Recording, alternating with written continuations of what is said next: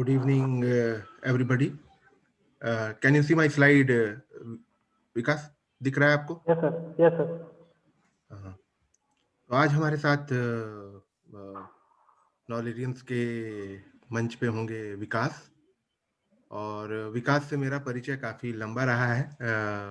जब मैं एक तो हम लोग दोनों एक ही ऑर्गेनाइजेशन से बिलोंग करते हैं, मोर और लेस। हमने पढ़ाई जो है सेंट कोलंबस और विनोबा भावे यूनिवर्सिटी से की है, और वो हमारे मास्टर्स, जब वो मास्टर्स कर रहे थे तब मैं विनोबा भावे विश्वविद्यालय में एज अ फैकल्टी कार्यरत था थोड़े दिनों के लिए।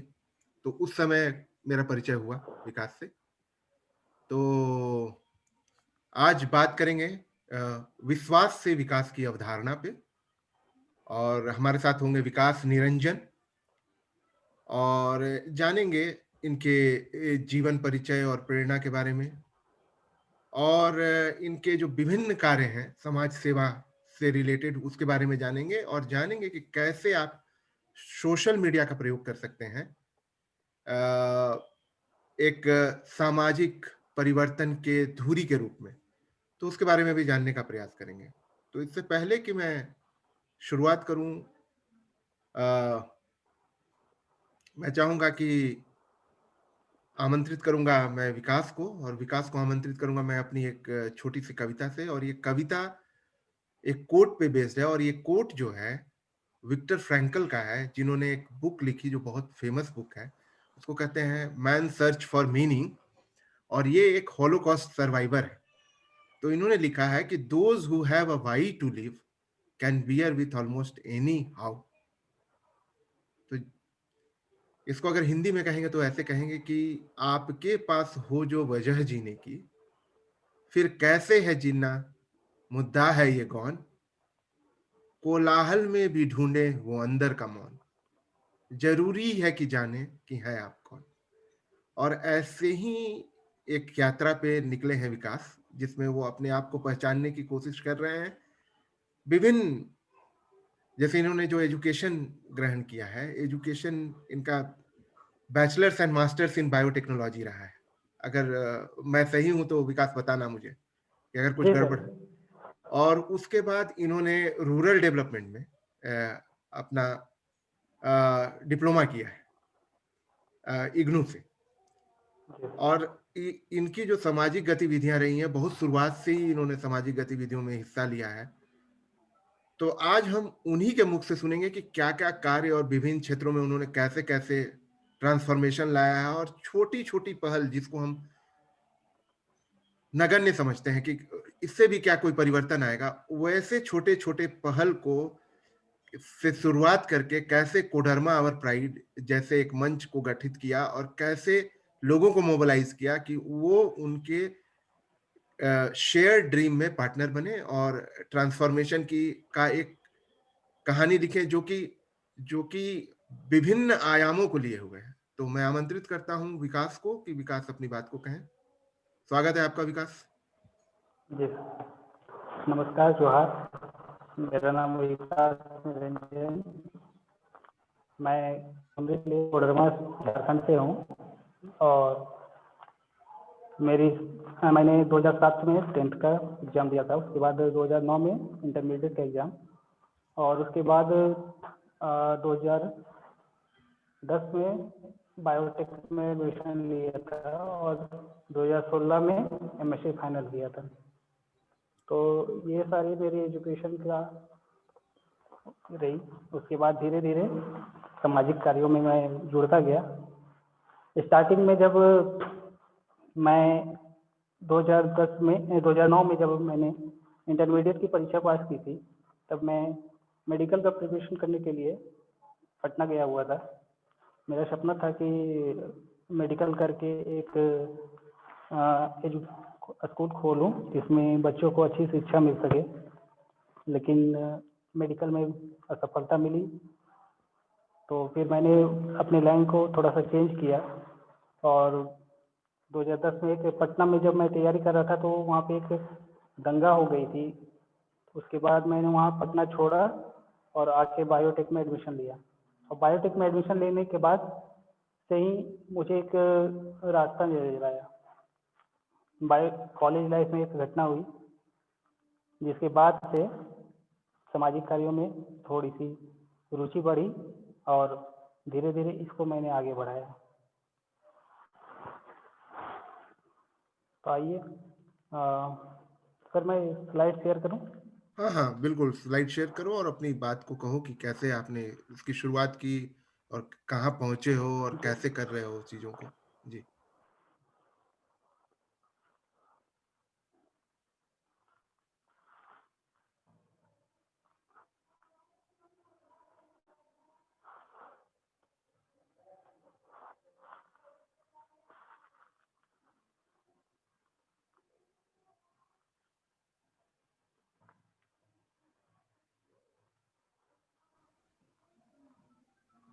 ऊपर जाके विकास आपको फुल स्क्रीन करना होगा या फ्रॉम बिगिनिंग कर दीजिए स्लाइड शो ऊपर में जो दिख रहा है फ्रॉम बिगिनिंग।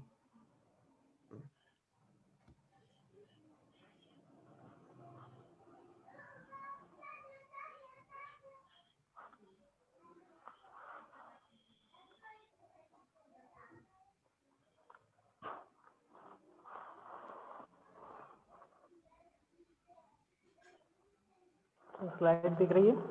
हाँ, बिल्कुल स्लाइड दिख रही है। तो ये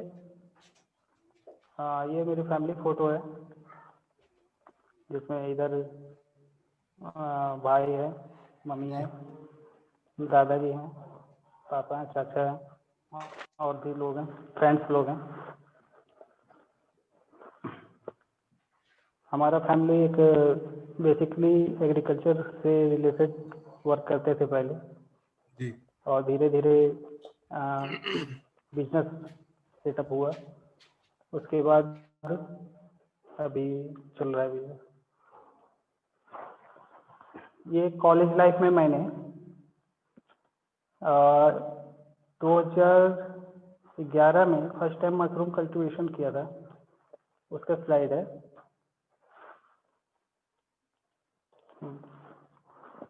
कॉलेज लाइफ की जिस घटना के बारे में मैं बात कर रहा था,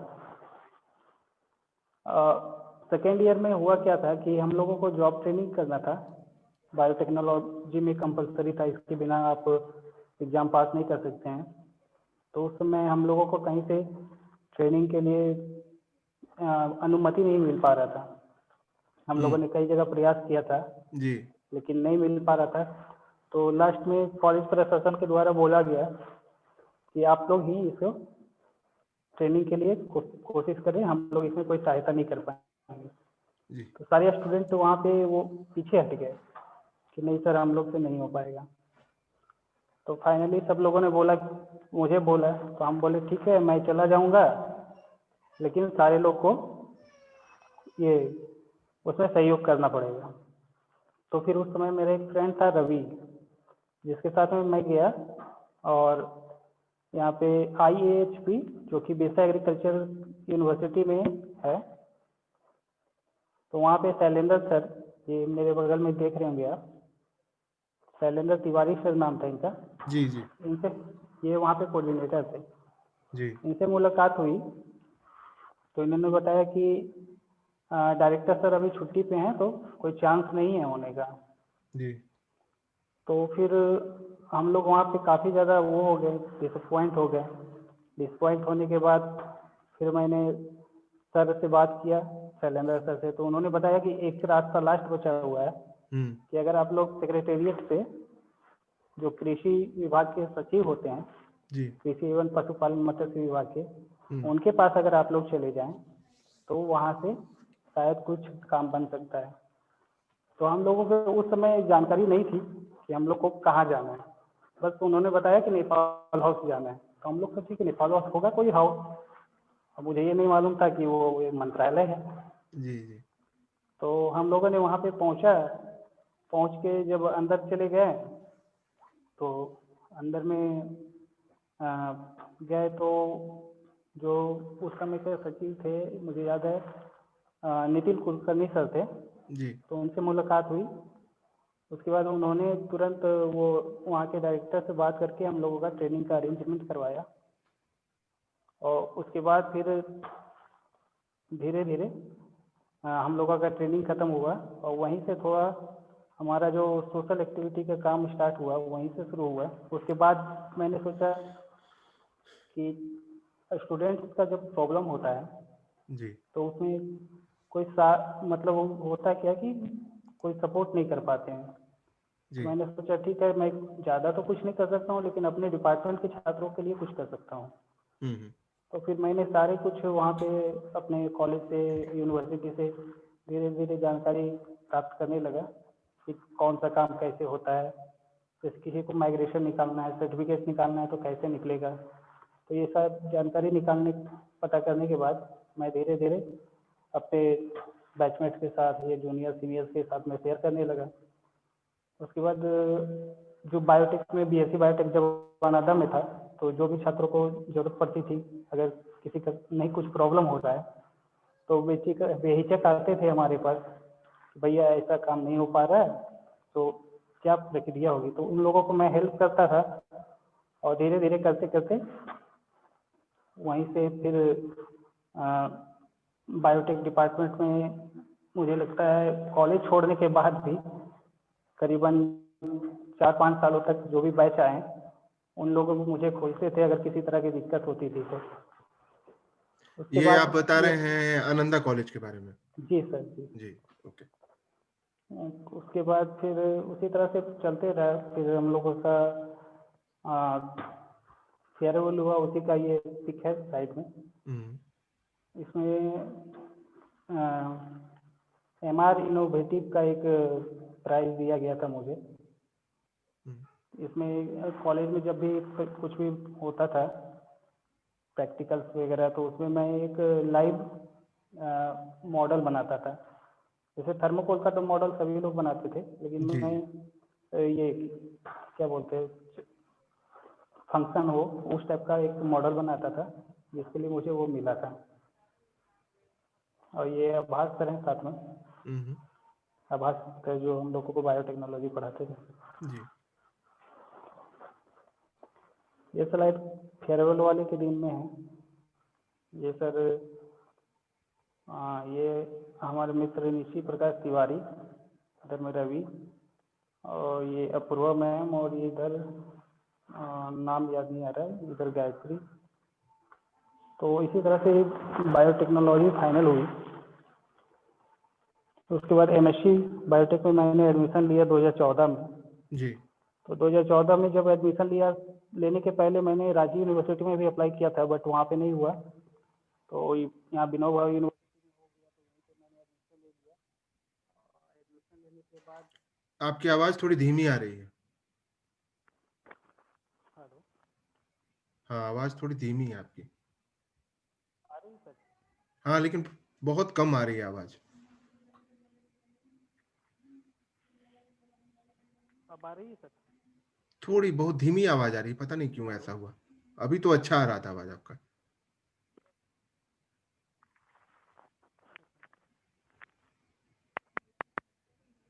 हेलो। हल बहुत धीमी आवाज है। अभी अचानक ही ये आवाज गई आपकी। जी।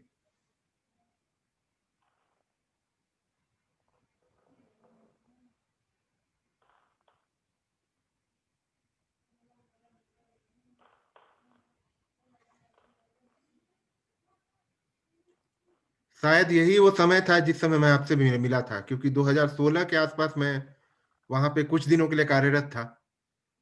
और मुझे याद है कि आप अपने मास्टर्स। सर हाँ। 2015 में सर। 2015। अच्छा। हाँ। 2000 नहीं, 15, 16 जनवरी सर। हाँ, दिसंबर में नहीं। 2016 के आसपास मैं वहां पे था। और मुझे याद है कि आप कोई मास्टर्स प्रोजेक्ट के लिए ट्राई कर रहे थे उस जी समय। सर जी। तो उसके उसके बाद सिलसिले। हाँ जी। आवाज़ अभी आ रही है सर? हल्की आवाज आ रही है, चलिए अब। एक मिनट सर, मैं चेंज कर रहा हूँ। हाँ, चेंज कर लो।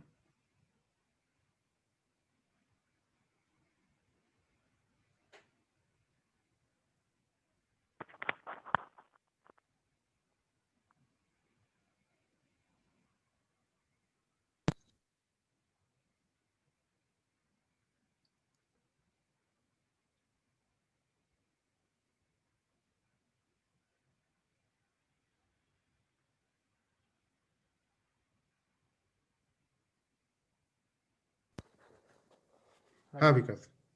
और नहीं, एकदम बिल्कुल ही आवाज नहीं है अभी तो।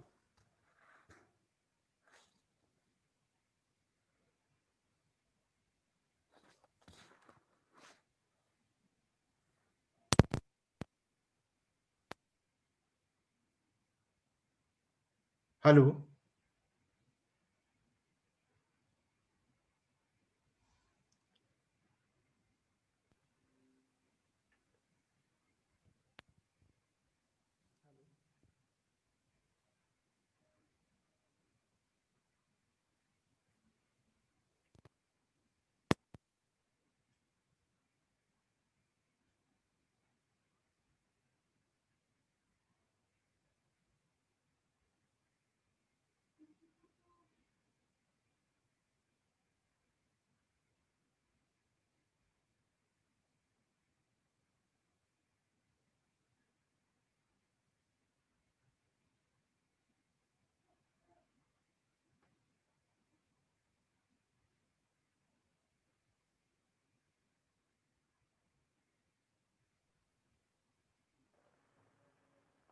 मेरी आवाज आपको आ रही है? जी सर, अभी आ रही है। हाँ, अभी तुम्हारी भी आवाज आ रही है। ठीक है, आगे आगे बढ़ते हैं। हाँ, तो मैंने फिर एमएससी बायोटेक्नोलॉजी विनोबा यूनिवर्सिटी में एडमिशन लिया। जी जी। और उसके बाद आई थिंक वही 2016 जनवरी या 2015 दिसंबर में आपसे मुलाकात हुई थी सर। जी जी, मैं वहाँ पे और था। 2015 जी, दिसंबर में मैंने आप ज्वाइन किया था। और 2016 से मैंने, फरवरी से लेके हमको लगता है कि मई जून तक मैं था वहाँ पे। जी जी, जी। तो उस समय मैं एमएससी का रजिस्ट्रेशन वर्क होता है उसके लिए काफ़ी प्रयास कर रहा था। हम्म तो उसमें थोड़ी सी प्रॉब्लम आ रही थी, तो सर का बहुत हेल्प मिला था हम्म, और अच्छे से वो रजिस्ट्रेशन कंप्लीट हुआ था। जी इसमें एमएससी के हमारे बैचमेट जिनका हमेशा सपोर्ट मिलता रहा, अमित, जी। स्वाति, सुनीत सर, आनंद सर, हम्म, और इधर में ये चंदन है, साजदा है, मानसी, मृदुला, सोनिया, इन लोगों का काफ़ी सपोर्ट मिलता रहा, जिसके कारण पता ही नहीं चला कि एमएससी का 2 साल कब पूरा हो गया। जी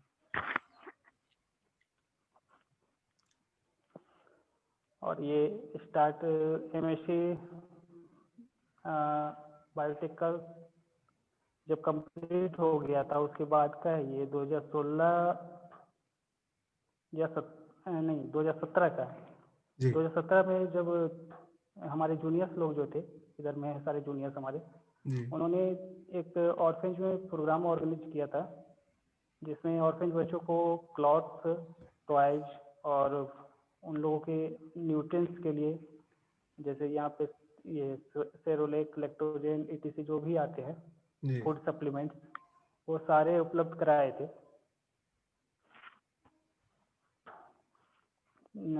साथ में हमारे पीके मिश्रा सर, जो कि हमारे बायोटेक डिपार्टमेंट के एचओडी हैं। और उसी वर्ष में एक मेगा हेल्थ कैंप आयोजित हुआ था, जो कि हेल्थ एज इंडिया और चाणक्य फाउंडेशन की तरफ से ऑर्गेनाइज किया गया था, जो कि लगभग 3 दिनों तक वो चला था। और उसमें बड़ी संख्या में लोगों को, खासकर ओल्ड एज जो लोग थे, जी उन लोगों को फिजियोथेरेपी की मदद से जो चल नहीं पाते थे, उनको उसके लिए एक्सरसाइज वगैरह करवा के ठीक किया गया था काफ़ी संख्या में। और मुझे उस कार्यक्रम का हिस्सा बनने का मौका प्राप्त हुआ था। तो ये उसकी तस्वीरें हैं। और इधर में 2016 के आसपास मैंने जब एमएससी में था उस समय ही एक हजारीबाग में ग्रुप है, हजारीबाग दी फाइनेंस सिटी, तो वहाँ जी पे वो लोग इन्वायरमेंट पे काम करते थे, जी। प्लांटेशन ईटीसी का कार्य करते थे, तो उसमें सम्मिलित होता था मैं।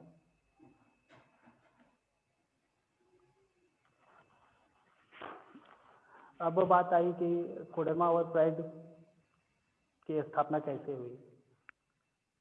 तो कोडरमा और प्राइड की स्थापना सर 2016 में मैंने किया था, 2017 जनवरी में।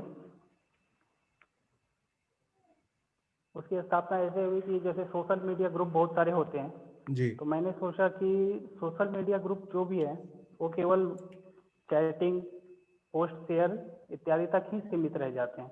जी जी कोडरमा में भी बहुत सारे ग्रुप थे जो कि सोशल मीडिया पे थे, बहुत सारे बहुत ज़्यादा संख्या में उनके फॉलोअर्स भी थे। हम्म लेकिन कोई भी ग्रुप वैसा यहाँ कोडरमा में मुझे दिखा नहीं जो कि सोशल मीडिया ग्रुप हो के धरातल पे काम करे। तो मैंने सोचा क्यों नहीं एक ग्रुप का क्रिएट किया जाए जिसके माध्यम से कुछ कार्य किया जाए और लोगों को जागरूक किया जाए। तो मैंने एक कोडरमा और प्राइड की एक सोशल मीडिया समूह बनाया।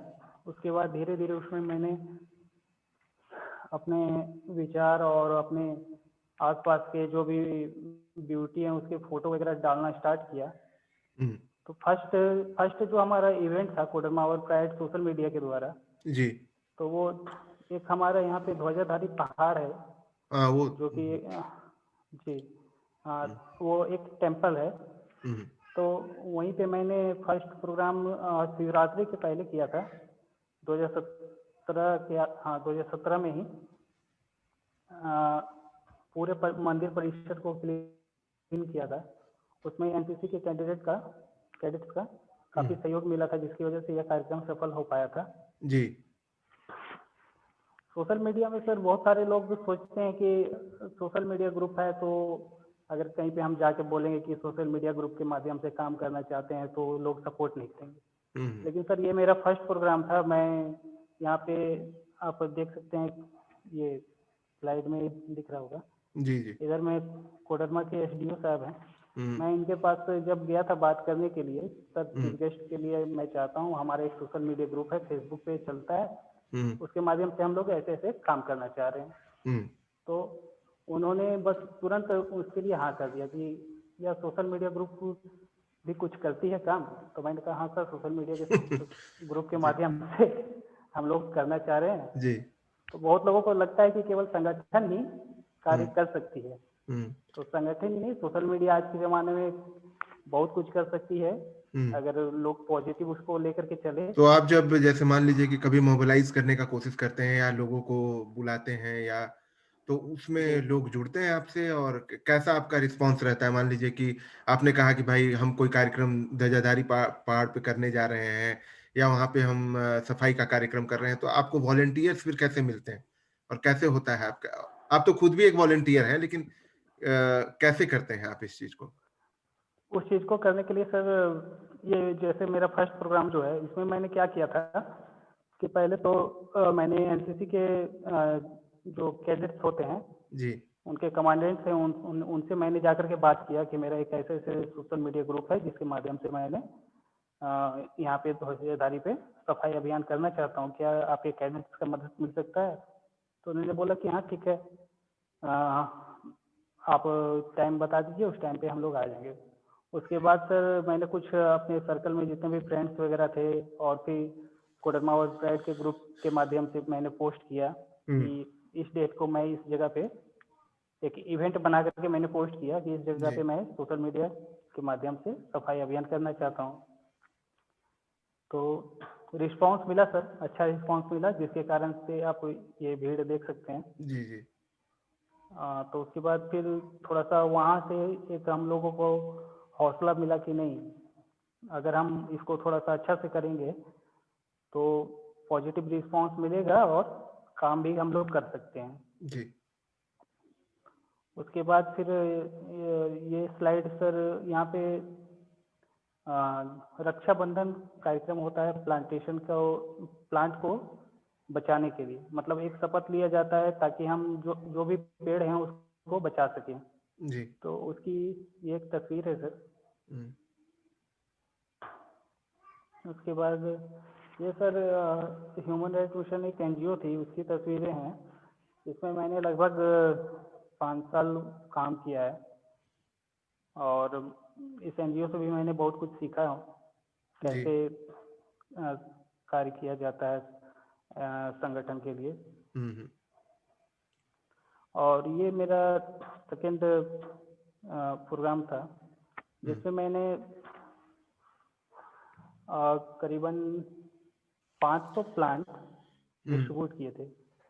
तो बहुत सारे इवेंट होते हैं जिसमें कि प्लांट को बस डिस्ट्रीब्यूट कर दिया जाता है, जी जी उसके बाद उसे देखा नहीं जाता है। तो हम लोगों ने क्या किया कि पहले तो हम लोगों ने ये जिला का 25वां वर्ष जो होता है ना, उस समय का इवेंट है जी ये। जी जी तो उस समय मैंने वही सोशल मीडिया ग्रुप के नाम से एक बैनर तैयार किया, इवेंट बनाया, जी और उस इवेंट के माध्यम से 500 पौधे मैंने डिस्ट्रीब्यूट किए थे। और उस पौधे को देने के लिए मैंने क्या किया कि एक फॉर्मेट बनाया।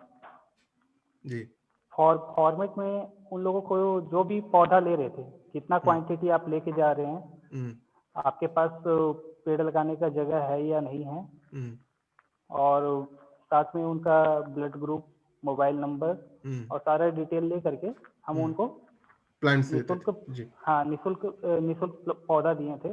जी एक व्यक्ति को शायद 5 पौधा हमने दिया था। जी इस तरह करके हम लोगों ने डिस्ट्रीब्यूट किया था, हम्म और उसका रिस्पांस भी अच्छा रहा था। और उस समय आई थिंक उसके बाद फिर हम लोगों ने जिन जिन के यहाँ पौधा दिया, उन लोगों को हम्म मैंने कॉल करके हम्म कंफर्म किया कि 1 महीने बाद जहाँ आपके यहाँ जो पौधा लेके गए थे कोडरमा ऑर्गेनाइज की तरफ से, हम्म वो पौधा क्या है, अभी ठीक है या नहीं है, या फिर सूख गया। तो हम्म इस तरह से हम लोगों ने कंटिन्यू मतलब फॉलो अप बात, किया आपने, ऐसे ही हाँ नहीं कि प्लांट्स दे के छोड़ा नहीं हाँ, आपने, उसको प्लांट फॉलो अप प्लांट किया दे कि करके, हाँ लगाते हैं कि नहीं। लेकिन हाँ एक चीज लगा मुझे रहे यहाँ हैं। जानना है आपसे कि जब आप इस तरह का प्लांटेशन ड्राइव करते हैं या मान जी लीजिए सर। सैपलिंग्स की डिस्ट्रीब्यूशंस करते हैं, तो इसके जी लिए आपको कहाँ से सहयोग मिलता है और इसके लिए पैसा कहाँ से आता है? जी सर, वो बता रहा हूँ मैं। हम्म उसके लिए सर मैंने इस इवेंट का आई थिंक 1 या 1.5 महीना पहले मैंने इसको प्लान किया था। उसके बाद मैंने वही कोडरमा और प्राइड का सोशल मीडिया ग्रुप पे डाला, और अपने जितने भी सर्कल हैं उन लोगों में शेयर किया। तो मैंने वहाँ पे एक रखा कि आप जितना भी चाहें हमको डोनेट कर सकते हैं। ऐसा नहीं है कि आप पूरा इवेंट कहीं करें। तो उसमें 10 पौधा, 20 पौधा ऐसे करके लोगों का सहयोग प्राप्त हुआ। और हल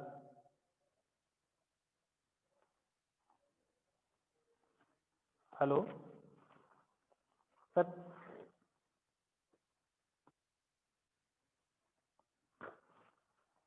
हेलो।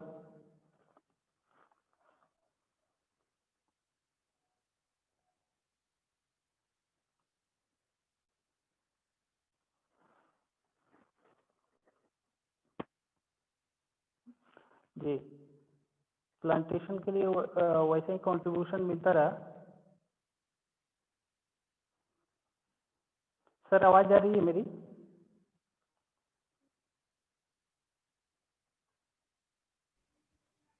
हाँ विकास, आगे बताइए। आवाज़ आ रही है सर? हाँ आवाज आ रही है, बिल्कुल अच्छी आवाज आ रही ओके है। सर। हम्म तो आ, उसी तरह से लोगों ने कंट्रीब्यूट करना स्टार्ट किया। हम्म किसी ने 5 पौधे का प्राइस दिया, किसी ने 10 का प्राइस दिया। जी जी उसके बाद बाकी जो प्राइस, जो फंड कुछ घट गए, तो वो मैं और मेरा एक मित्र मुकेश है, बिल्कुल उन्होंने बिल्कुल। कंट्रीब्यूट करके हम्म प्लांटेशन का अरेंजमेंट किया। हम्म और बाकायदा जिन लोगों ने कंट्रीब्यूशन दिया था उन लोगों का मैंने एक इमेज पे नाम, कितना हम्म कंट्रीब्यूशन मिला, हम्म उसको लिख करके सारा वो अपना सोशल मीडिया जो ग्रुप है हमारा कोडरमा आउटसाइड का, जी उसमें मैंने शेयर कर दिया, ताकि एक ट्रांसपेरेंसी बनी रहे कि बिल्कुल लोगों बिल्कुल। ने इतना कंट्रीब्यूट किया और मैंने यहाँ पे उस पैसा का यूज किया। हम्म मतलब आपने एक मतलब ग्रास रूट लेवल पे लोगों को मोबिलाइज जी करके जी योगदान उनसे छोटे स्तर पे ही लेके जितना कर सकते हैं, और इस जी कार्य जी को आपने अंजाम दिया। तो और फॉलो अप में आपको लगा कि जो लोगों ने पौधे लिए थे उन्होंने पौधे वस्तुतः लगाए थे। तो जी। अगर आप कहीं कहीं जाते होंगे, जैसे अब तो इसको 1-2 साल हो गए, तो क्या वो पौधे अब बड़े हो गए या ये सब देखने का आपको मौका मिलता है? क्योंकि वो तो आसपास के ही लोग ले गए होंगे आपसे। जी नहीं, दूर के भी लोग ले गए थे सर। जी एक्चुअली जी जिस दिन हमारा इवेंट था, ये जी मैंने ब्लॉक परिसर में ऑर्गेनाइज किया था।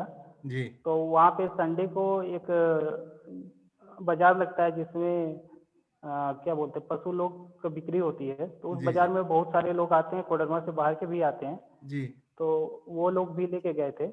जी तो जो दूर के लोग लेके गए थे उन लोगों के यहाँ जाना तो पॉसिबल नहीं हुआ था। जी लेकिन जिन लोगों से मैं संपर्क कर पाया था उन लोगों का प्लांट लगभग 6 महीने तक मैंने फॉलो अप किया था, जी, उस समय तक प्लांट सही था। बिल्कुल, तो लगभग 6 महीने बहुत तक अच्छी अगर बात। प्लांट सर्वाइव कर गया, जी, तो वो प्लांट सर्वाइव आगे कर रहेगा। जाएगा सर। जी, जी, जी। बिल्कुल, और बहुत अच्छा। उस कार्यक्रम में काफ़ी सहयोग मिला था मुझे।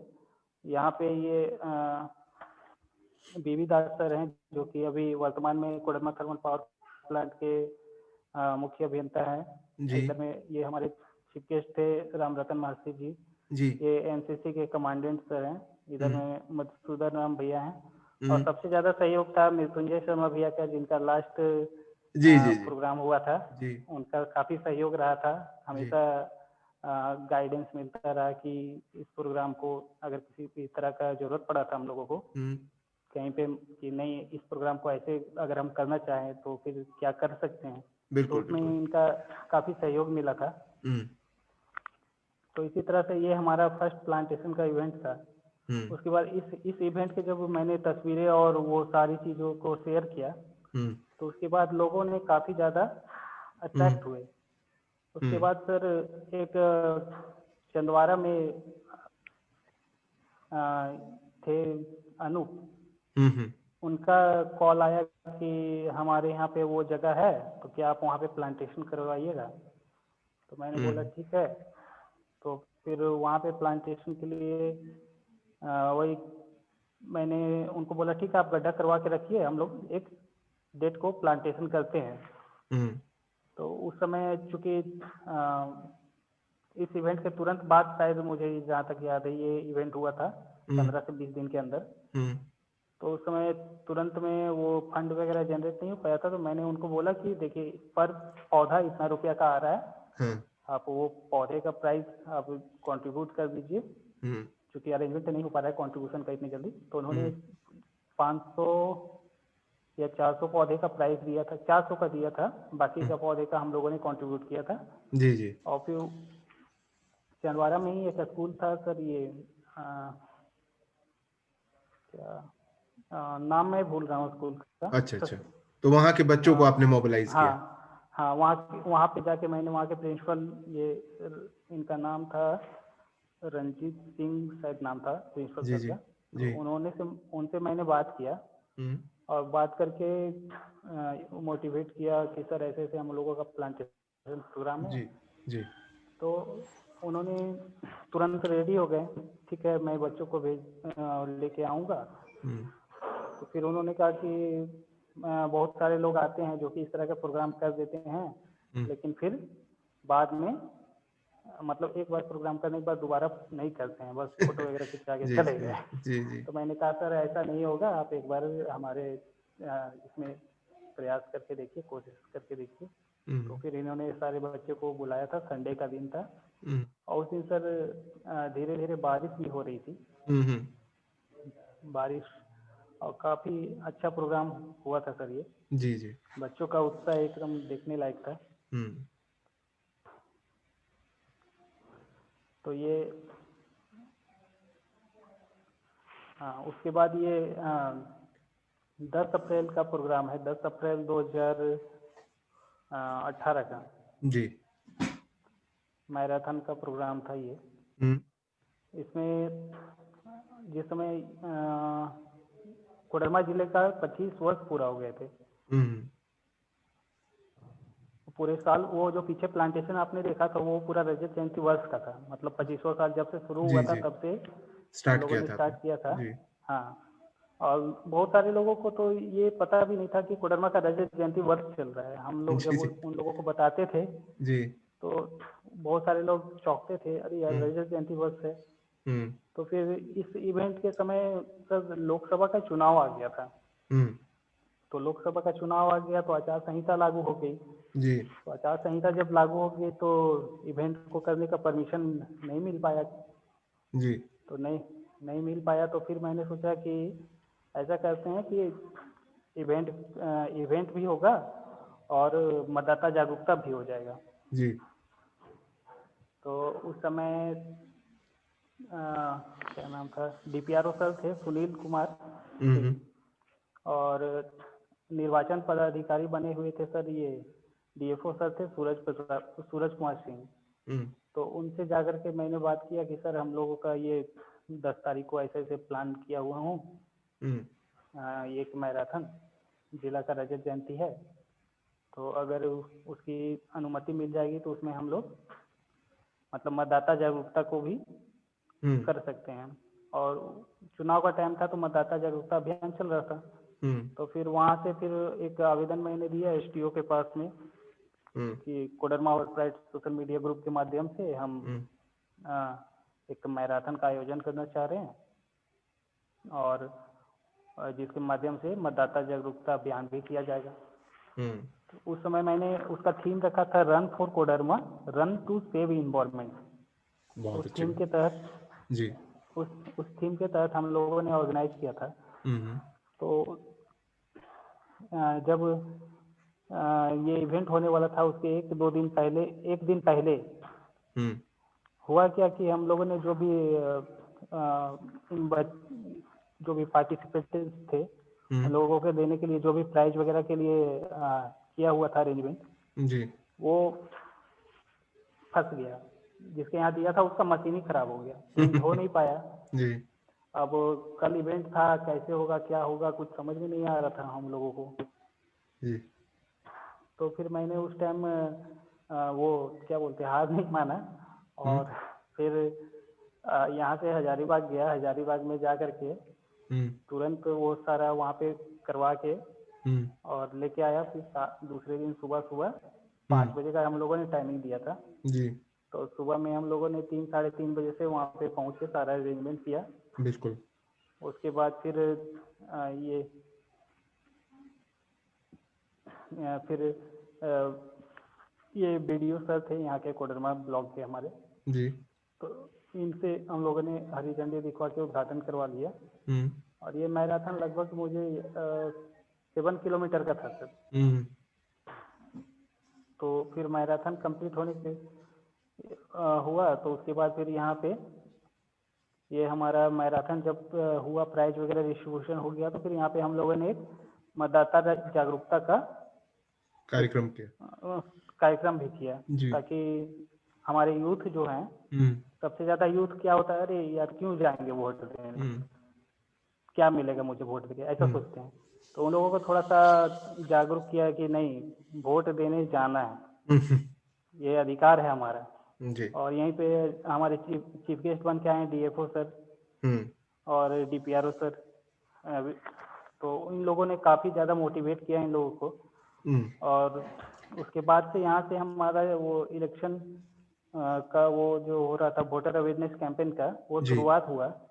जी। उसके बाद हम लोगों ने टाउन एरिया में तो चूंकि बहुत सारा गवर्नमेंट का जो भी होता है हुँ, प्रचार वाहन घूमते रहता है, या फिर बीएलओ बीपीओ वगैरह घूम घूम के हुँ, प्रचार कर देती है। और उस समय एक आया था वीवीपैट मशीन, तो जी, बहुत जी। सारे लोगों को उसके बारे में जानकारी नहीं थी। हुँ, हुँ, तो हम लोगों ने जो भी इंटीरियर इलाका था, हुँ, जो कि जंगल में या फिर जहाँ पे गाड़ी नहीं पहुँच पाती थी उस जगह पे, तो वैसे वैसे जगहों को मैंने सेलेक्ट किया हुँ, और वहाँ पे जा कर के कोडरमा और प्राइड के बैनर तले वहाँ पे जाके सभी लोगों को बताया कि वीवीपैट मशीन क्या होती है जी, जी। और वोटिंग में क्या क्या करना चाहिए, वो हुँ, सारी चीज़ों की जानकारी मैंने दिया। हुँ, वोट देने जाइएगा तो किन किन कागजातों की ज़रूरत पड़ती है, हुँ, इस तरह की जानकारी मैंने लोगों को दी।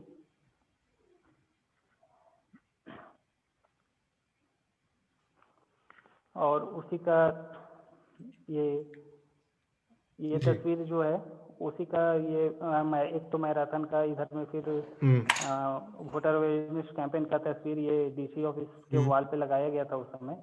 हुँ, उसके बाद सर ये एक उस समय कोडरमा इलेक्शन करके एक ऐप बनाया गया था, इलेक्शन मैनेजमेंट करके। हुँ, तो उसके माध्यम से स्लोगन भी देना था, हुँ, जो भी लोग दे सकते थे।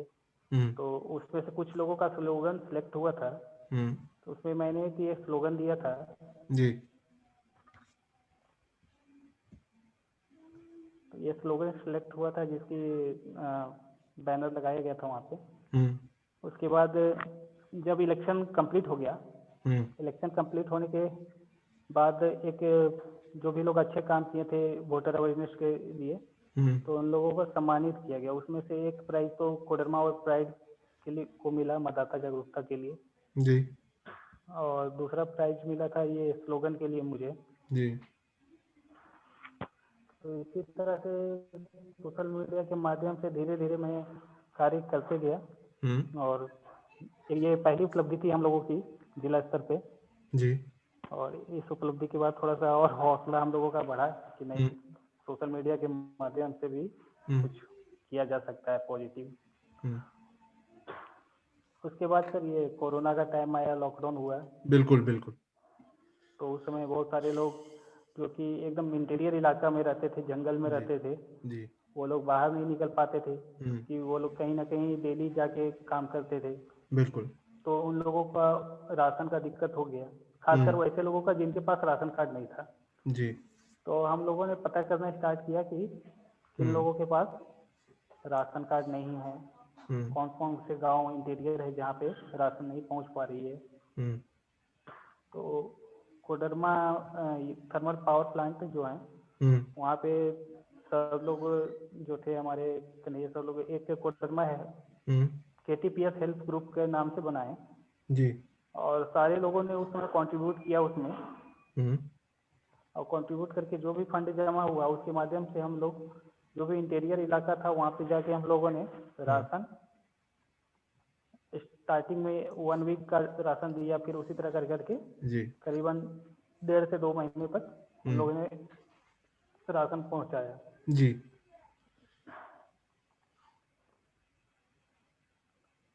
उसके बाद सर ये तो बच्चों लोग का है। इसमें हम लोग बच्चों लोगों को खेलने के लिए बॉल्स वगैरह डिस्ट्रीब्यूट कर देते। फिर ये ठंड के समय का है सर, इसमें ब्लैंकेट डिस्ट्रीब्यूशन। उसके बाद ये कुछ तस्वीर हैं जो कि मैंने क्लिक किया है, और ये जी एक तस्वीर है यहाँ पे जी जिसमें एक मुझे पक्षी का बच्चा मिला था, तो मैं आइडेंटिफाई नहीं कर पाया था कि क्या है ये। तो मैंने उसकी तस्वीर जस्ट अपना सोशल मीडिया पे शेयर कर दिया। जी जी तो सोशल मीडिया पे शेयर किया तो बहुत सारे वाइल्ड लाइफ पे करने वाले लोग थे जिन्होंने उसको देखा। तो हजारीबाग से एक थे शिवशंकर गोस्वामी करके, और जी मृत्युंजय भैया, वो लोग देखे। तो फिर बोले कि और कोई फोटो है इसका तो भेजो। मैंने फोटो भेजा सारा। जब फोटो भेजा तो देखे तो बोले कि अरे यार ये तो वल्चर का बच्चा है, और वल्चर इंडेंजर स्पीसीज है। जी तो फिर मैंने बोला कि वो लोग पूछे कि कहाँ रखे हो, तो हम बताएं कि यहाँ पे ये रखे हुए हैं। फिर उन्होंने बताया कि इसको जाके जू में देना पड़ेगा। तो हम बोले कि ठीक है, बताइए कहाँ जाना है। तो फिर यहाँ पे जब मैंने वो फॉरेस्ट में, धनबाद में उस समय था मैं, तो धनबाद में मैंने फॉरेस्ट ऑफिस में बात किया। तो पता चला कि वहाँ पे कोई व्यवस्था है नहीं। वो जी लोग बोले कि मुझे दे दो, मैं वहाँ पे भिजवा दूंगा राशि। तो मैं बोला तब तक तो ये बच्चा मर जाएगा। तो उसके बाद फिर मैं वहाँ से बोकारो में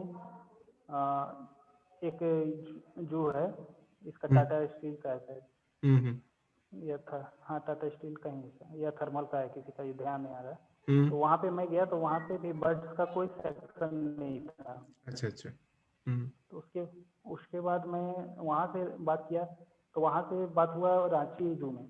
रांची जू में बात हुआ तो उस समय रांची जू के ये रेंजर सर थे, और ये जू के ही कोई पदाधिकारी थे, और ये RCCF सर थे बोकारो जोन और रांची जोन के। तो इन्होंने लाइनअप किया सारा कुछ, और फिर मैं वहाँ रांची जू में जाके इस चीज़ को, बर्ड्स को पहुँचाया। तो उसके बाद फिर इस बर्ड को बचाने का काफ़ी प्रयास किया गया, लेकिन 2-3 दिन तक ही ये जीवित रह पाया था। तो इसी तरह से सोशल मीडिया के माध्यम से धीरे धीरे पॉजिटिव काम होते जा रहे हैं। ये कुछ बटरफ्लाइज का फोटो जी था। और सर ये हमारे जो कोडरमा और प्राइड का मोटिव है कि जैसे पर्यावरण तो बच ही रहा है, लेकिन हो क्या रहा है कि आधुनिकीकरण में बहुत सारे पौधे कट रहे हैं या फिर हम्म, प्लांटेशन हटा करके सीधा इंडस्ट्री सेटअप हो रहा है। तो हमारा कहना ये है कि इंडस्ट्री सेटअप हो रहा है, लेकिन उसके साथ साथ में प्लांटेशन भी करना जरूरी है, क्योंकि अगर आप केवल हम्म, आधुनिकीकरण ही चाहिएगा हम्म, तो फिर पर्यावरण बचेगा नहीं और फिर मानव जीवन का कल्पना हम्म, व्यर्थ हो जाएगा। बिल्कुल। तो ये इन्हीं ये सब ये चीज ये आपका लास्ट स्लाइड था। ये सर, जी सर, ये लास्ट हम्म, स्लाइड हो गया। और तो तो सो यही हमारा कोडरमा प्राइड का मेन मोटो है। बिल्कुल। और कोडरमा प्राइड का एक टैग लाइन है, एक हम्म, प्रयास बदलाव की ओर।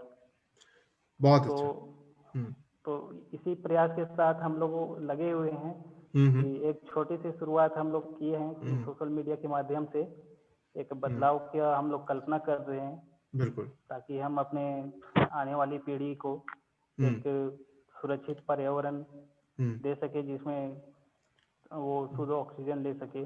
जी जी। विकास, अगर जी आप अपना स्क्रीन शेयर करना बंद करेंगे तो मैं थोड़ा आपसे कुछ और बातें करना चाहूँगा। अ, सर, एक वीडियो भी मैं प्ले करना चाहूँगा। जी जी। हम्म,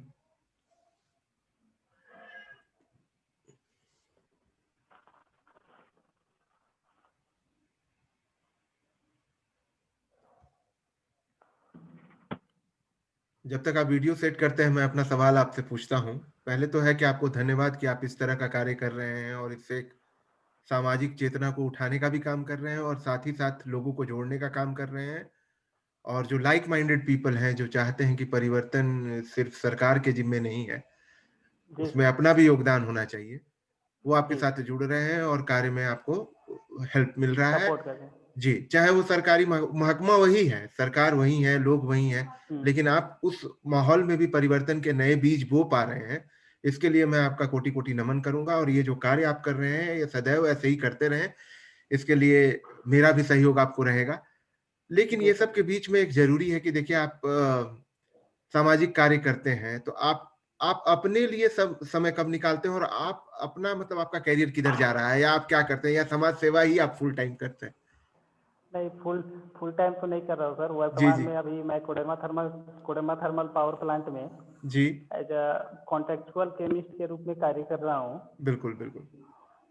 तो वहाँ पे शिफ्ट का काम है, जी, 8 घंटे का शिफ्ट होता है सर। जी, तो उस 8 घंटे का वहाँ पे देने के बाद बाकी का जो समय मिलता है उसको मैं यहाँ पे यूज बहुत अच्छा, करता हूँ। बहुत अच्छा। कभी ऐसा नहीं आया कि आपने मतलब जैसे जनरली होता है कि जो बॉटनी, ज़ूलॉजी वगैरह पढ़ते हैं और जो बायोटेक्नोलॉजी पढ़ते हैं, तो उनमें एक एक सटल सा ईगो रहता है कि अरे भाई, हमने बायोटेक्नोलॉजी किया है, ये थोड़ा डिफरेंट हमने पढ़ाई की है, तो हमको कुछ अलग करना है। ऐसे ऐसी चाहत आती है क्या कभी मन में?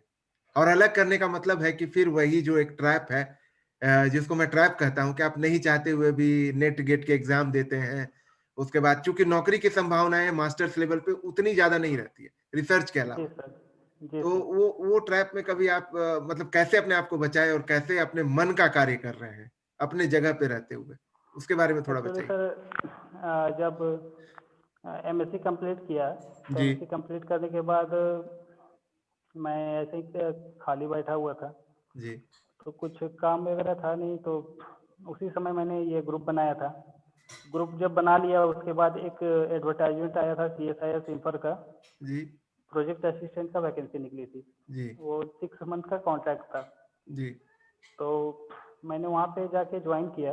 ज्वाइन करने के बाद जब मैंने वहाँ पे काम किया तो 6 मंथ खत्म हो गया। उसके बाद जी, मुझे 1 मंथ समथिंग 15 डेज या 16 डेज का एक्सटेंशन मिला।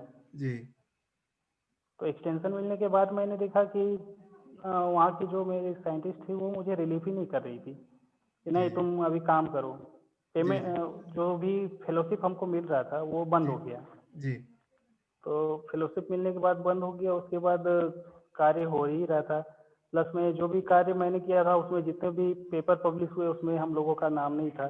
जी, जी, तो थोड़ा सा मन में एक डिसअपॉइंटमेंट हुआ कि नहीं, बिल्कुल। यहाँ पे मैं कार्य कर रहा हूँ लेकिन कुछ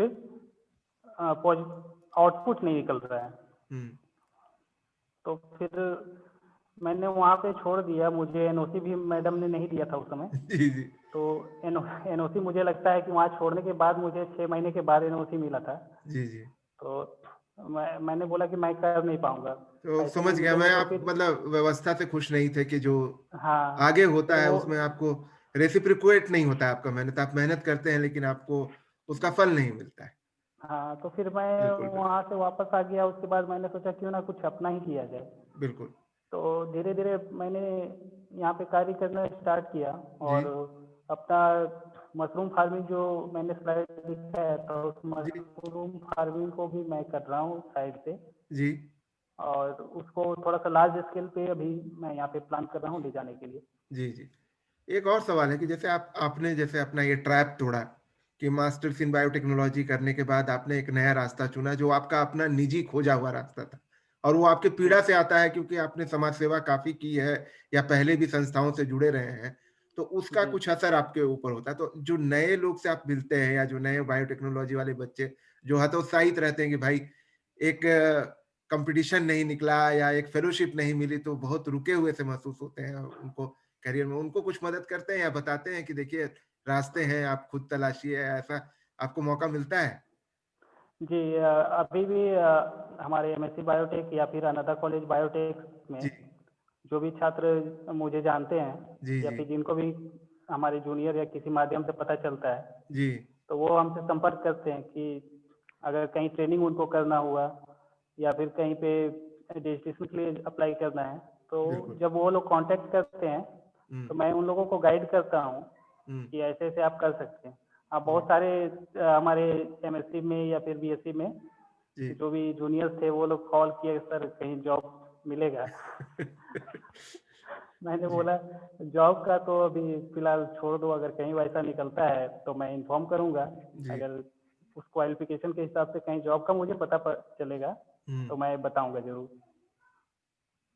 बहुत अच्छी बात है। तो आप कोई वीडियो ब दिखाने वाले थे शायद?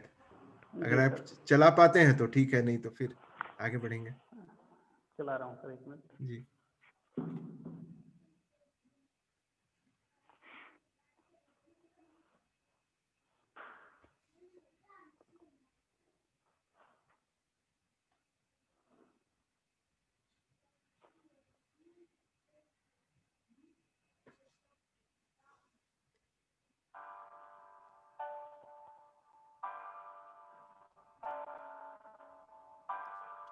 म्यूज़िक तो आ रहा है लेकिन वीडियो नहीं आ रहा है।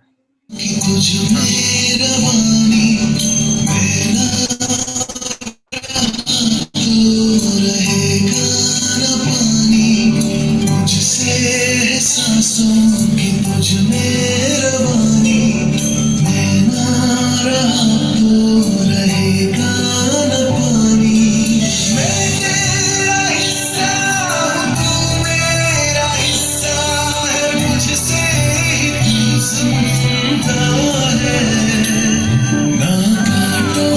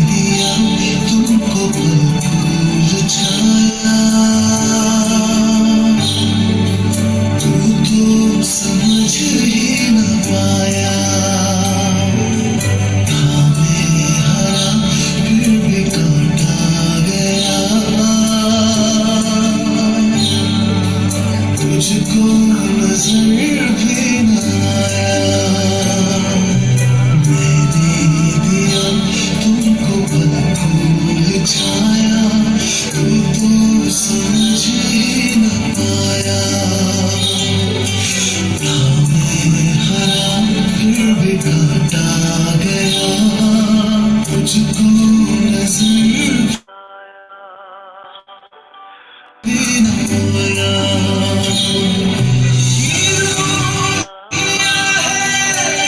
बेशर्म है तो न शर्मिंदा है, ना काटो मुझे दुखता है, ना काटो मुझे बड़ा दुखता है।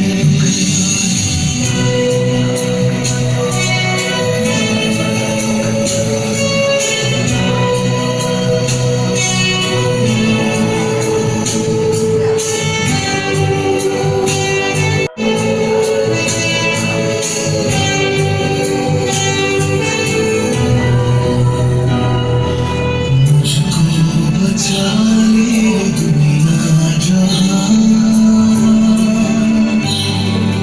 चाहूं मैं सबका भला, हर हाथ से एक पौधा नया लग जाए फिर और क्या। मुझको बचा ले दुनिया जहां, चाहूं मैं सबका भला, हर हाथ से एक पौधा नया लग जाए फिर और क्या। कोई जिंदगी थोड़ा सारी तेरा इससे प्यार लगता है, ना काटो मुझे दुखता है, ना काटो मुझे बड़ा दुखता है। मैं तेरा हिस्सा हूँ तू मेरा हिस्सा है, मुझसे ही मुझसे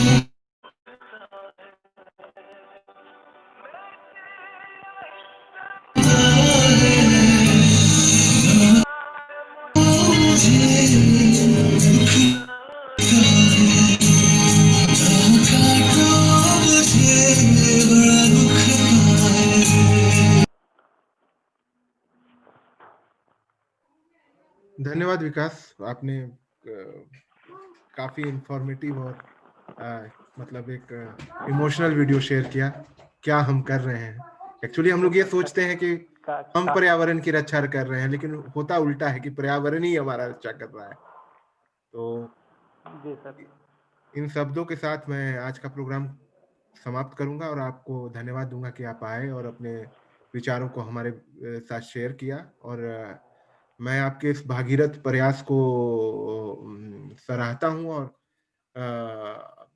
ऐसी कामना करता हूं कि आपकी ये प्रयास जो है एक मतलब मास मूवमेंट बने और लोगों को जोड़ते हुए आप परिवर्तन के नए आयाम गढ़ सकें। ऐसा ऐसी मेरी कामना है कि आप ये कर पाएंगे। यही यही प्रयास है सर। हाँ, और और धन्यवाद आप थोड़ा आपका लीक जो से हट के काम मौका कर दिए। रहे थे, इसलिए मुझे मुझे मुझे लगा कि आपको आपके बारे में जाने और आपके कार्य के बारे में जाने, तो आप आए और इसके लिए धन्यवाद। तो जैसा मैं करता हूँ कि आगे के प्रोग्राम के बारे में थोड़ा-सा बताता हूँ, तो हमारे 2 और प्रोग्राम लाइन्ड अप हैं। नेक्स्ट एक तो कल है, तो मैं शेयर करूँगा अपने स्लाइड्स को जल्दी से। ओके।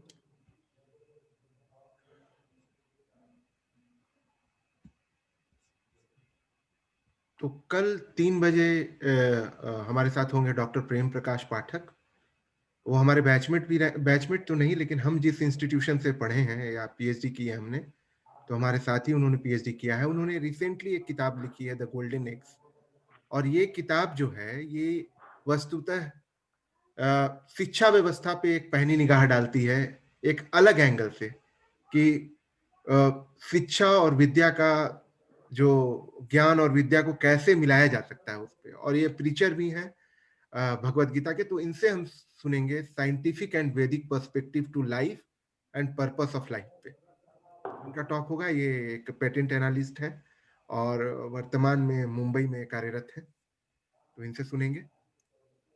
जी और 12 जनवरी को संध्या शाम 7 बजे नेशनल यूथ डे हम मनाएंगे, स्वामी विवेकानंद की जन्म जयंती। और उसमें हमारे साथ होंगे प्रोफेसर राम लखन सिंह, जो नीलांबर पीतांबर यूनिवर्सिटी के वाइस चांसलर हैं। और वो उनका जो टॉक है वो है rethinking higher education in light of Swami Vivekananda philosophy.